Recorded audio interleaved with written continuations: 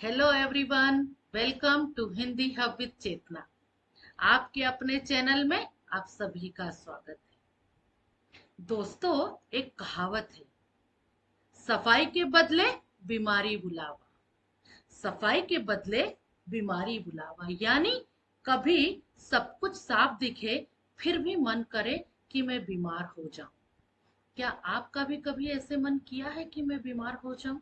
नहीं, किसी का भी मन नहीं करेगा कि वो बीमार हो। लेकिन यहाँ पर इस पाठ में एक ऐसा बच्चा है, उसकी एक ऐसी घटना बताई गई है जो अस्पताल की, हॉस्पिटल की साफ सफाई को देखकर उसका मन ललचा जाता है कि वो बीमार हो जाए। क्यों? क्योंकि वहां पर नर्स जो है, डॉक्टर्स जो है, पेशेंट की इतनी अच्छी देखभाल करती है, इतनी केयर करती है कि उस बच्चे का मन करता है कि वो भी बीमार हो जाए। जी हाँ, तो आज का जो हमारा पाठ है वो है, अब तो आप समझ ही गए होंगे, नहीं होना बीमार। चलिए जानते हैं कि क्या कहा गया है। एक दिन मुझे साथ लेकर नानी जी हमारे पड़ोसी सुधाकर काका को देखने गई, जो बीमार थे। वे अस्पताल में भर्ती थे। अस्पताल जाने का यह मेरा पहला अवसर था। बच्चा जो है वो कह रहा है कि जो मेरे पड़ोसी हैं, मेरी नानी मुझे सुधाकर काका को देखने के लिए हॉस्पिटल लेकर गई क्योंकि वो बीमार थे। वो जहां पर मुझे हॉस्पिटल में जाने का पहला मौका था कि मैं पहली बार किसी हॉस्पिटल में गया। एक बड़े से वार्ड में कई एक जैसे पलंग लाइन से लगे हुए थे। सब एक सब पर एक जैसी सफेद चादर और लाल कंबल, सफेद दीवारें, ऊंची छत, खिड़कियों पर हरे पर्दे और फर्श एकदम चमकता हुआ। बच्चा यहाँ पर हॉस्पिटल में जो देखता है उसका वर्णन कर रहा है कि वहां की जो पलंग थे, जो बेड थे, वहां पर सफेद चादरें बिछी हुई थी, लाल कंबल, ऊंची दीवारें, ऊंची छत, खिड़कियों पर हरे पर्दे, साफ चमकता हुआ फर्श। एक पलंग पर सुधाकर काका लेटे हुए थे। एकदम पास पहुंचने पर दिखाई दिया, उस बच्चे को दिखाई दिया कि एक पलंग पर सुधाकर काका लेटे हुए हैं। हमें देखकर सुधाकर काका जैसे खुश हो गए हो। नानी जी ने उनके सिर पर हाथ फेरा और उनके सिरहाने बैठ गई, सिरहाने में सिर के पास बैठ गई और हालचाल पूछने लगी। अस्पताल का माहौल मुझे बहुत ही अच्छा लग रहा था।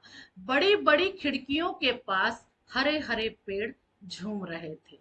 न ट्रैफिक का शोरगुल, न धूल, न मच्छर मक्खी, सिर्फ लोगों के धीरे धीरे बातचीत करने की धीमी धीमी गुनगुन गुनगुन सी आवाज एकदम शांत सी उसको सुनाई दे रही थी। अब जो बच्चा कह रहा है कि उस हॉस्पिटल में मुझे हरे हरे पेड़ दिख रहे थे खिड़की के पास, न ट्रैफिक का शोरगुल था, न धूल, न मच्छर मक्खी, सिर्फ जो लोग थे एक दूसरे से धीरे धीरे धीरे धीरे बातें करते जा रहे थे। एकदम शांत वातावरण उसको वहां पर लग रहा था।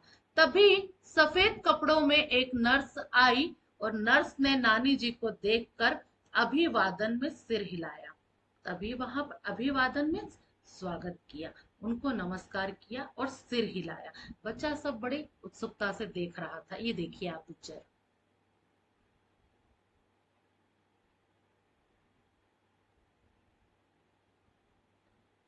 फिर काका को दवाई खिलाई। नानी जी काका के लिए साबूदाने की खीर बनाकर लाई थी। नर्स से पूछा कि खिला दूं क्या? नर्स के हाँ कहने पर उसके जाने के बाद नानी जी ने चम्मच से धीरे धीरे काका को साबूदाने की खीर खिलाई और काका ने उसे बड़े स्वाद लेकर खाई। तो यहाँ पर फिर बच्चा कह रहा है कि मेरी जो नानी थी वो काका के लिए साबूदाने की खीर बनाकर ले गई और काका ने उसे बड़े शौक से खाई। वो सारी चीजें बच्चे को बहुत अट्रैक्ट कर रही थी। उसको बड़ा अच्छा लग रहा था किस तरह से नर्स ने उसकी देखभाल की, नानी कैसे उसके सिर पे प्यार से हाथ फेर रही है, अच्छे से खीर खिला रही है। तो वो सारी चीज देख के बच्चा देखता रह जाता है।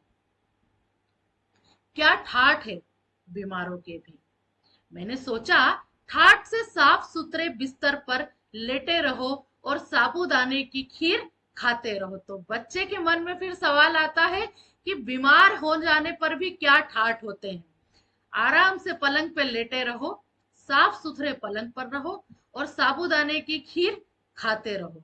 काश सुधाकर काका की जगह में होता। बच्चा फिर इमेजिन करता है कि काश सुधाकर काका की जगह में होता तो मेरी भी इतनी ही केयर होती।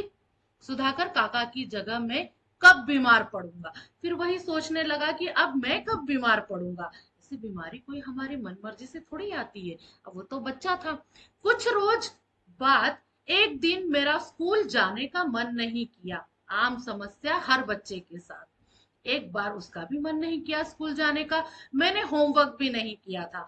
स्कूल जाता तो जरूर सजा मिलती।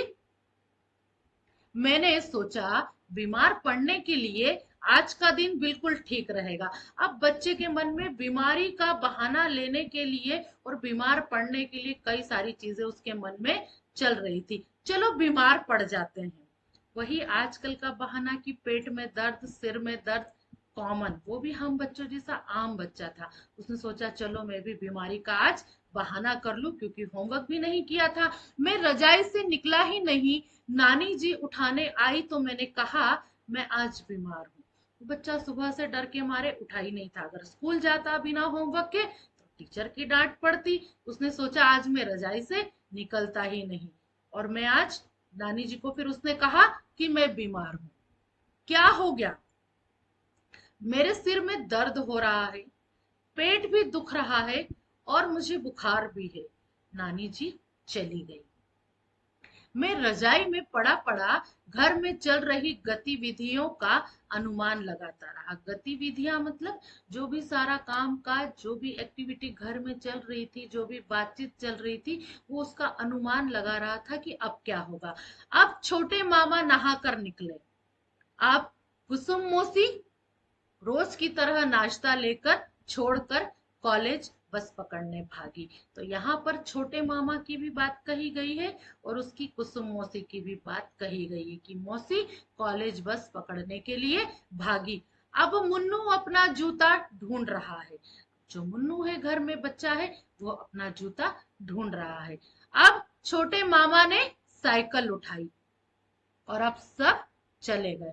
अब घर में तो अकेला रह गया। अब वो बच्चा बार बार सोच रहा है, देख रहा है और मन में अनुमान लगा रहा है कि ये सारी चीजें मेरे साथ घर के अंदर हो रही है और वो देख रहा है उस चीज को। पता नहीं कब झपकी सी आ जाए। तभी नानी जी आए। क्या हो गया? क्या हो गया? नानी ने पूछा क्या हुआ? आज तुम दिन भर रजाई से बाहर ही नहीं आए। ये देखिए। तभी वो कहने लगा बुखार आ गया। मैंने कराहते हुए कहा, उसने कराहते हुए कहा कि मुझे बुखार आ गया। देखे, नानी जी ने फिर देखा, रजाई हटाकर मेरा माथा छुआ, पेट देखा और नब्ज देखने लगे। उसकी जो नानी जी थी उसने सिर पे हाथ लगाया, पेट को भी हाथ लगाया और नब्ज भी देखना, नब्ज में हाथ की नस को वो छूने लगी। इस बीच नानी जी भी आ गई। क्या हुआ?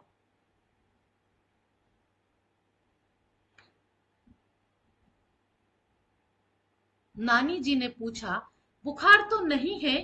फिर नाना जी बोले आपको पता नहीं चल रहा, थर्मामीटर लगा कर देखिए। फिर बच्चे ने क्या कहा कि अरे आपको पता नहीं चल रहा है कि मुझे कितना बुखार है, आप एक बार थर्मामीटर लगा कर देखिए। तो मुझे पता था कि घर में कोई नहीं है, थर्मामीटर लगा भी लिया तो देखेगा कौन। पर खुद को बीमार साबित करने के लिए मुझे यह चाल अच्छी लगी। बहुत ढूंढा गया पर थर्मामीटर मिला नहीं। शायद कोई मांग कर ले गया होगा। बच्चों को ये भी पता है कि थर्मामीटर लगाने पर हम शुगर को चेक कर सकते हैं। उसको ये भी पता था कि घर में थर्मामीटर नहीं है। फिर भी उसने बार बार वही चाल चली और बीमारी का बहाना वो करता रहा। फिर नाना जी की आवाज आई, ले पुड़िया खा ले। न चाहते हुए भी मुझे कड़वी पुड़िया खानी पड़ी। पुड़िया में कोई दवाई होगी तो नाना जी ने उसको लाकर वो दे दी कि ये पुड़िया की जो दवाई है वो खा ले। मुझे खानी पड़ी और काढ़े जैसी चाय पीनी पड़ी। तो नाना जी ने उसको कड़वी दवाई भी दी और काढ़ा भी पिलाया।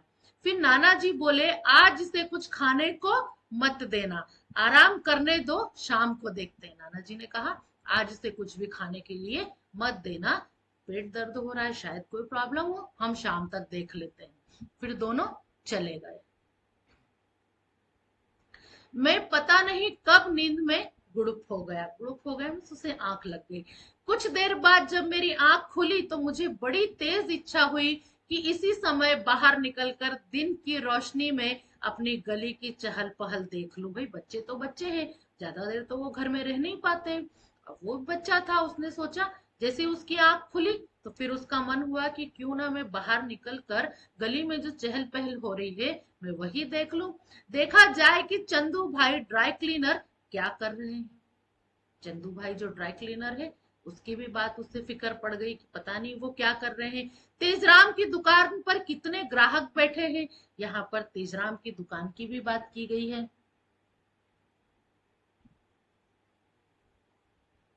चंदू भाई की बात की गई है। महेश घी सेंटर ने मलाई का भगोना आंच पर चढ़ाया या नहीं। बच्चे को इतनी सारी परवाह उसी दिन होने लगी। और टेलीफोन के तारों पर कितनी चिड़िया बैठी है, लेकिन मजबूरी थी, चाहे कितनी उब हो, लेटे ही रहना है। बच्चे ने भी पूरा मन बना लिया था, मन में ठान लिया था कि चाहे कुछ भी मेरे मन में हलचल हो जाए, घर में चाहे कुछ भी हो जाए, बस मुझे तो इस यहाँ पर इस पलंग पर लेटे रहना है, भले ही मैं कितना ही उब जाऊं। ये बच्चा जो हॉस्पिटल में देख कर आया था, उसके सुधाकर काका को उस उनकी जो केयर हो रही थी उससे वो बड़ा प्रभावित हुआ और बीच में आ गया स्कूल न जाने का और होमवर्क न करने का बहाना। बस वही बात वो लेकर बैठा है। कुछ देर इधर उधर की, स्कूल की, दोस्तों की बातें सोचता रहा। फिर लेटे लेटे पीठ दुखने लगी तो उठकर बैठ गया, लेकिन बाहर कुछ आहट होते ही फिर से लेट गया। एक बार उसकी जब पीठ दुखने लगी लेटे लेटे, तो वो क्या उठ के बैठ गया। फिर बाहर निकलकर कुछ आहट होते ही वापस से लेट गया कि कोई मुझे देख ना ले। नाना जी आए, बोले, अब कैसा है सिर दर्द। मैंने कहा ठीक है। फिर भी एक पुड़िया और खिला गए। जबरदस्ती उसके नाना जी उसे एक पुड़िया और खिला गए जो कि कड़वी थी। अचानक मुझे भूख सी लगी। फल या साबूदाने की खीर मिलने की तो कोई उम्मीद ही नहीं थी। सुबह ही हत्या हो चुकी थी। मतलब वो कह रहा है कि जो मैंने सोचा था, जो मैं देख कर आया था कि सुधाकर काका को किस तरह से खीर खिलाई जा रही है, वही इच्छा मेरी हो रही थी कि काश मुझे कुछ फल मिल जाते, कुछ साबूदाने की खीर मिल जाती। लेकिन उसकी उम्मीद की तो सुबह से ही हत्या हो चुकी थी। अब बच्चा ऐसा क्यों कह रहा है? क्योंकि नाना जी ने जबरदस्ती आके उसे कड़वी पुड़िया भी खिला दी। और अब नानी जी से जाकर कहूं कि भूख लग रही है तो वो क्या करेंगी? ज्यादा से ज्यादा यही कि दूध पी ले। नानी जी से अगर बोलूंगी तो नानी क्या बोलेगी कि जा जाके दूध पी ले। या नानी जी से पूछने चली जाए, नाना जी से पूछने चली जाएगी तो वह कह रहे हैं भूख लगी है। और फिर नाना जी क्या कहेंगे? वही जो सुबह कर रहे थे, तबीयत ढीली हो तो सबसे अच्छा उपाय है भूखे रहो, इससे सारे विकार निकल जाएंगे। अब नाना जी का ऐसा मानना है कि जब भी तबीयत ढीली हो, थोड़ी सी तबीयत खराब हो, तो सबसे अच्छा उपाय है कि थोड़ा सा भूखा रहा जाए। तो बच्चा वही सोच रहा था कि दोनों के पास जाऊंगा तो दोनों अपनी अपनी बात मुझे समझा देंगे, सारे विकार में सारी बीमारियां, सारी जो खराबी थी वो सब निकल जाएगी। क्या मुसीबत है, पड़े रहो। आखिर कब तक कोई पड़ा रह सकता है? इससे तो स्कूल चला जाता तो ही ठीक रहता। अब वहां पर लेटे लेटे वो सोच रहा है कि मैंने तो मुसीबत मोल ले ली, इससे तो अच्छा था कि मैं स्कूल ही चला जाता। क्योंकि लालच तो उसको साबूदाने की खीर खाने की थी, वही केयर करने की थी। लेकिन साबूदाने की खीर तो उसे मिली नहीं। सजा मिलती तो मिल जाती, अगर उसे टीचर से सजा मिलती भी तो मिल जाती, कितना मजा आता। अब रिसिस में ठेले पर जाकर नमक मिर्च लगे अमरूद खाते कटर कटर। फिर बच्चा कहता है कि कितना मजा आता जब मैं स्कूल जाता, रेसेस में, ब्रेक में ठेले पर जाकर नमक मिर्च लगे अमरूद खा लेता। आराम से बैठकर, वही मेरे लिए ठीक था। फिर झपकी लग गई, वही सोचते सोचते बच्चा फिर सो गया। लेकिन भूख के कारण ठीक से नींद भी नहीं आ रही थी, और आंखें जरा लगी भी तो खाने की चीजें मुझे दिखाई दे रही थी। बच्चा कह रहा था कि जब मेरी छोटी थोड़ी सी आंख लगी तो मुझे खाने की ही चीजें दिखाई दे रही थी, गर्मा गर्म खस्ता कचौड़ी, मावे की बर्फी, बेसन की चिक्की, गोलगप्पे, और सबसे ऊपर तो साबूदाने की खीर, क्योंकि वो तो साक्षात देख कर आया था। पता नहीं क्यों साबूदाने की खीर सिर्फ उपवास और बीमारी में ही बनाई जाती है। ये तो सही है, हम भी हमारे घर में देखते हैं कि जब उपवास रहता है तभी हम साबूदाने की खीर और खिचड़ी बनाकर खाते हैं। तो बच्चे के मन में वही चल रहा था, और वहीं से उसने कनेक्ट कर लिया कि ऐसा किसने नियम बनाया है कि जो साबूदाने की खीर है केवल उपवास में ही खाई जाए। जैसे गुजिया सिर्फ होली, दिवाली और पंजीरी सिर्फ पूर्णिमा के दिन ही बनाई जाती। अब वापस उसने दूसरी चीज कनेक्ट कर ली कि जो गुजिया होती है वो केवल होली और दिवाली पर बनाई जाती है। पंजीरी एक तरह का मीठा प्रसाद होता है जो सिर्फ पूर्णिमा के दिन ही बनाया जाता है। ऐसा क्यों? क्या ये चीजें सब इच्छा हो तब नहीं बनाई जा सकती? बिल्कुल बनाई जा सकती है। कोई मना करता है क्या? हे भगवान, यह तो अच्छी खासी बोरियत हो गई। पूरा कोई पूरा दिन कोई कैसे लेटा रहे? और शाम को, क्या शाम को भी नाना जी बाहर जाने देंगे? सारे बच्चे हल्ला मचाते हुए आंगन में खेल रहे होंगे और मैं बिस्तर पर पड़ा पड़ा झक मार रहा होऊंगा। फिर वापस से उस बच्चे की इच्छा होती है कि मैं काश उन बच्चों के साथ खेलने चला जाऊं, लेकिन अब मैंने तो बीमारी का बहाना कर लिया, मेरे नाना जी मुझे जाने नहीं देंगे। इससे तो अच्छा है कि मैं पलंग पे ही पड़ा रहूं। अक्लमंद, और बनो बीमार, खुद से ही बातें कर रहा है और कह रहा है कि और बनो बीमार। और आज दिया गया होमवर्क किससे कॉपी मांगोगे? मैं रुआसा हो गया। वो मन ही मन में बात कर रहा है कि आज भी तो होमवर्क दिया होगा ना टीचर ने, अब फिर मैं किससे कॉपी मांगूंगा? ये भी सबसे बड़ी वैश्विक समस्या है कि कॉपी लेना। रुआसा में रोने जैसा हो गया। पास के कमरे में होती खटर पटर से अंदाजा हुआ कि मुन्नू स्कूल से आ गया है। तो क्या 1 बज गया? अब बर्तनों की आवाज आ रही है, शायद सब लोग खाना खाने बैठ रहे होंगे। मुन्नू एक बार भी मुझे देखने नहीं आया। आया भी होगा तो दबे पांव चला गया होगा, और मुझे सोता जान वापस लौट गया होगा। जो मुन्नू है, उसका जो मित्र है, वो सोच रहा है कि वो आया भी होगा अगर मुझे देखने, तो दबे पांव वापस चला गया होगा। और जो उसको बर्तनों की और इधर उधर की आवाज आ रही थी, तो उससे वो सोच रहा था कि शायद अब सब लोग घर में बैठकर खाना खा रहे होंगे। वे खाना खा रहे थे, चबाने की आवाज भी आ रही थी। देखो, उन्होंने एक बार भी आकर नहीं पूछा कि तू क्या खाएगा। अब घर के लोग तो यही सोच रहे थे कि बीमार है, वो नहीं खाएगा। तो मन ही मन में वो पूछ रहा था, सोच रहा था कि क्या एक बार तो मुझसे पूछ लेते कि तू क्या खाएगा। पूछते तो मैं भी साबूदाने की खीर ही तो मांगता, कोई ताजमहल तो नहीं मांगता। बच्चे के मन में पूरी तरह से चल रहा था कि मुझे तो साबूदाने की खीर खानी है, कोई ताजमहल तो नहीं मांग लेता। लेकिन मुझे भूखे रहो, इससे सारे विकार निकल जाएंगे। विकार निकल जाए?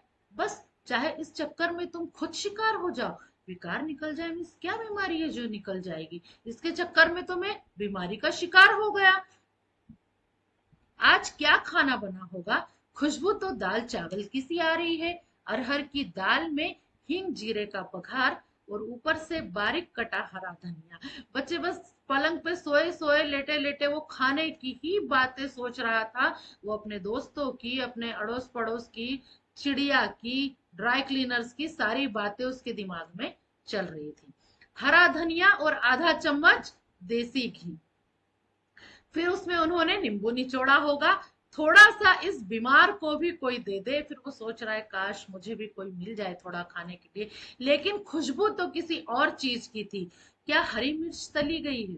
उसे दाल चावल में मसल कर खा रहे होंगे। वो मन ही मन अंदाजा लगा रहा है कि शायद हरी मिर्च भी तली होगी। जब रहा नहीं गया तो मैं रजाई फेंक कर खड़ा हो गया, दबे पांव दरवाजे तक गया और चुपके से झांक कर देखने लगा। उस बच्चे से बिल्कुल सब्र नहीं हो रहा था, वो बिल्कुल उससे रहा नहीं जा रहा था, और उसने रजाई फेंकी और वो बाहर दबे पांव गया और चुपके से दरवाजे की आड़ से झांक कर देखने लगा। हाँ, दाल चावल और तली हुई हरी मिर्ची। लेकिन मुन्नू आम चूस रहा था। आम इस मौसम में? जरूर बंबई वाले चाचा जी ने भेजे होंगे। कैसे चूस रहा है, पूरी गुठली मुंह में ठूसे जैसे आम कभी देखे न हो। भुक्कड़ कहीं का, पूरा हाथ भी सान रहा है। मैं जलन, गुस्से और कुड़न में पांव पटकता वापस बिस्तर में आ गया। उस पूरे दिन मुझे भूखे पेट ही रहना पड़ा और सारे विकार निकल गए।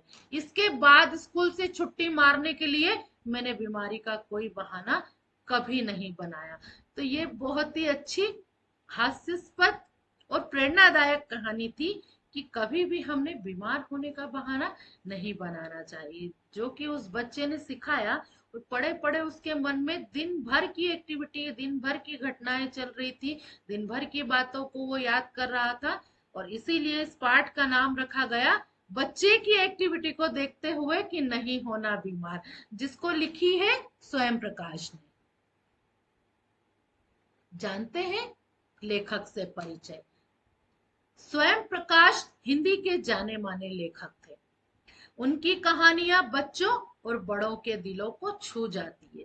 स्वयं प्रकाश की कहानियां पढ़ते हुए लगता है कि मानो वे हमारे ही जीवन की कहानियां हैं। उनकी कहानियां ऐसी होती थी, जैसा लगता था उनको पढ़कर जैसे आम इंसान की कोई बात वो हमें कहानियों के माध्यम से बता रहे हैं। हमारे ही अनुभव उन्होंने लिखे हैं।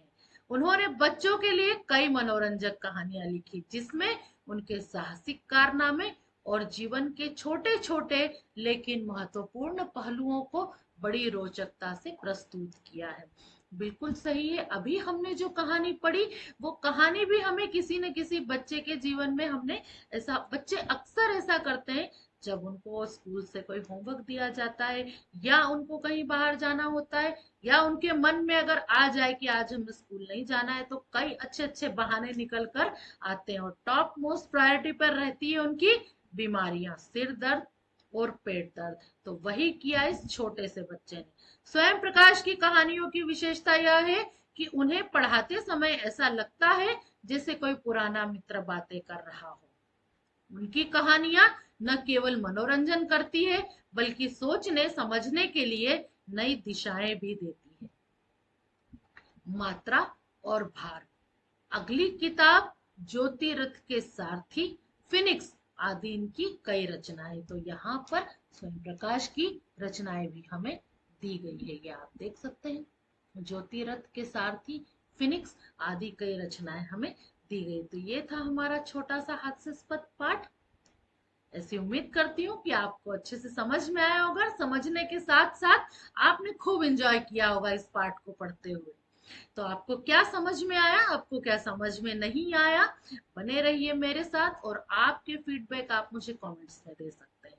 कोशिश करूंगी कि आपके सभी सवालों का मैं जवाब दे सकूं। तब तक के लिए देखते रहिए आपका अपना channel Hindi hub with Chetna. Bye bye.